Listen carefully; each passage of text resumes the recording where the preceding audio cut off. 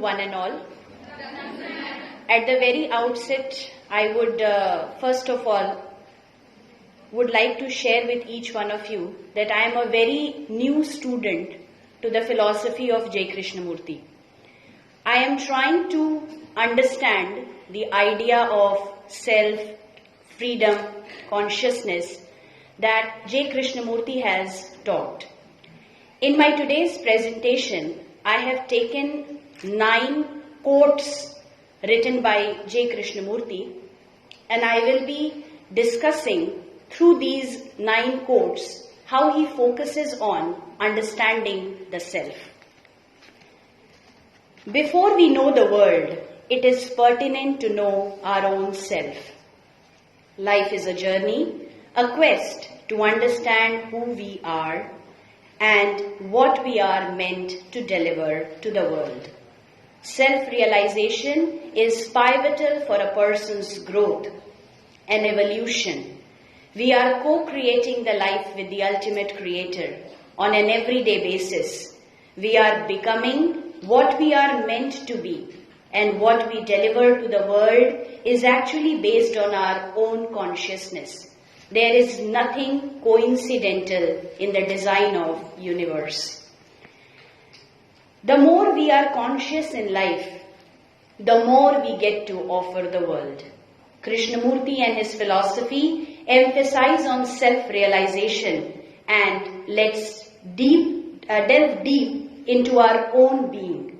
A person who knows who he or she is capable of creating a better life not only for himself or herself, but society at large. Now a question. Is there a you that is independent of your thoughts, emotions and reactions? Or is the self just a symbol of ourselves? We commonly feel that we are the thinker of our thoughts, the one who feels feelings. But is this self actually producing thoughts and feelings? Or are these feelings happening to nobody? Just a movement without a center. The feeling of having a self could be just another feeling. We say, I am different from greed and therefore I can control it. I can operate on it. I can suppress it. I can enjoy it. I can do something about it. The fact is, the thinker is the thought. There is no thinker without thought. So you and I are the problem and not the world. Because the world is the projection of ourselves, and to understand the world, we must understand ourselves. The world is not separate from us. We are the world, and our problems are world's problems. The problems of the world are so colossal, so very complex, that to understand and so to resolve them, one must approach them in a very simple and direct manner. And simplicity, directness do not depend on outward circumstances nor on our personal prejudices and moods. As I was pointing out, the solution is not to be found through conferences, seminars, blueprints, or through the substitution of new leaders for old and so on. The solution obviously lies in the creator of the problem, in the creator of the mischief, of the hate and of the enormous misunderstanding that exists between human beings.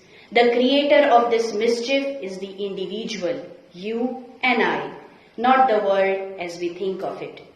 Real revolution is not according to any particular pattern, either of the left or of the right, but it is a revolution of values, a revolution for sensate value to the values and created by environmental influences, to find these true values which will bring about a radical revolution, a transformation or a regeneration. It is essential to understand oneself.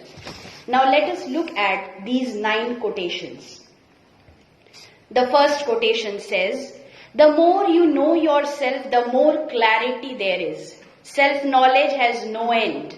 You don't come to an achievement. You don't come to a conclusion. It is an endless river. Life is in the moment. Now, I recently read a book written by Eckhart Tolle entitled The Power of Now. The moment we start living in the now, it will have no end. Whatever was past is a part of your imagination now, and whatever is going to happen in the future is again a part of your imagination. But still, you are existing in this 7.7 billion populace. It means there is a reason, a purpose. Second, without knowing yourself, there is no peace. We have been talking about Buddha, Mahavir, Krishnamurti and many such great philosophers, thinking that someday we will find the truth. What is this truth? This truth is this moment. Once you start living in the now, there is bliss, ecstasy and peace.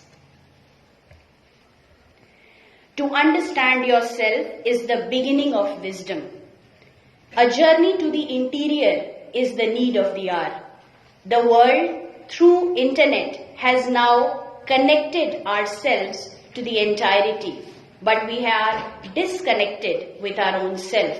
Once we establish this connection, we will find that a number of problems that we think to be existing are nothing but a part of our consciousness, and the outward world is actually a reflection of who we are within. When I understand myself, I understand you. I empathize with you. And out of that understanding comes love.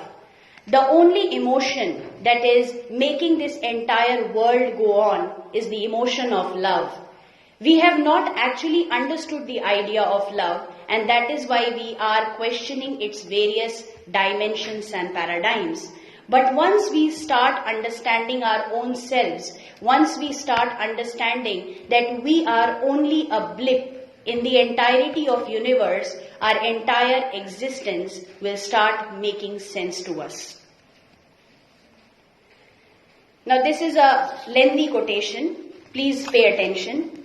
To understand oneself requires patience, which is very much lacking in today's world.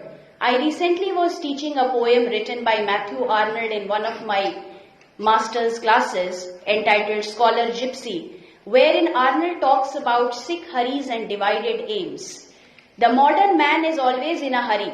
We are waiting to enter the next moment and are unable to actually relish this now.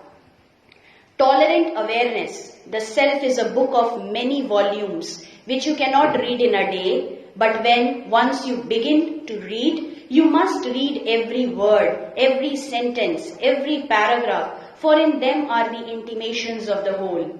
The beginning of it is the ending of it. If you know how to read, supreme wisdom is to be found, because you are actually in the journey of life.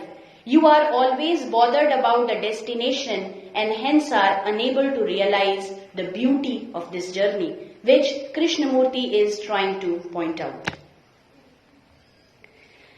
The sixth quote says, "The ability to observe without evaluating is the highest form of intelligence." What ma'am just said, what is seeing it as it is. But the problem is, we human beings are actually a combination and collection of memories and experiences. It is a very, very difficult part to see things as it is, because the monkey mind starts intervening and starts putting question. And then it is only with our willpower that we can actually silence the mind. And once we start having this ability of silencing the mind, observation starts peeping in. Seventh quotation says, "Only in relationship can you know yourself, not in abstraction, and certainly not in isolation. The movement of behavior is the sure guide to yourself. It's the mirror of your consciousness. This mirror will reveal its content, the images, the attachments, the fears, loneliness, joy, sorrow. Poverty lies in running away from this, either in its sublimation or its identities." If you begin to understand what you are without trying to change it, then what you undergoes is a transformation. The moment the caterpillar thought that the life is going to be over, he transformed himself into a butterfly. And so are you and me. There are moments in our life that actually change us, and they change us for better. Those are the moments of self-realization. And if we are paying attention to the lesson that life is teaching on an everyday basis, we will find that we are transforming for the best. And the last quotation is, "This is my secret. I don't mind what happens." So once we will start understanding that this idea is actually to be used, because we are thinking in a transitory life about eternity. And this dichotomy is to be actually understood. Then only we can actually understand and enjoy life. And in my conclusion, I would like to say that thus the transformation of the world is brought about by the transformation of oneself, because the self is the product and a part of total process. When one is interested in understanding what is the actual state of the mind, one does not need to force, discipline or control it. In order to transform the world about us with its misery, wars, unemployment, starvation and utter confusion, there must be a transformation in ourselves. The revolution must begin with oneself, but not according to any belief or ideology that Krishnamurti propounded.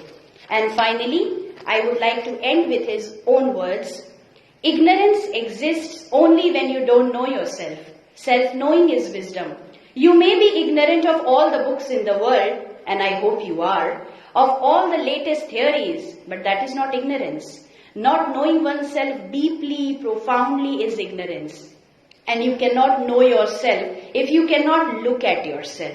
See yourself as actually who you are, without any distortion, without any wish to change. Then what you see is transformed. Because the distance between the observer and the observed is removed, and hence there is no conflict. Thank you.